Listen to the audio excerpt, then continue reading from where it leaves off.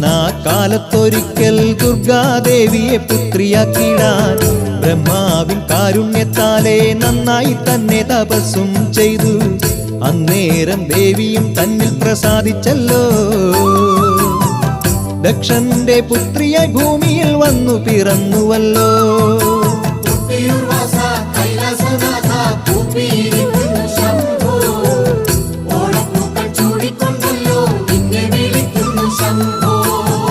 കണ്ണിനു കർപ്പൂരമായവൾ വാണുവല്ലോ. നല്ലൊരു നാമം സതിയെന്നു ചൊല്ലി വിളിച്ചുവല്ലോ.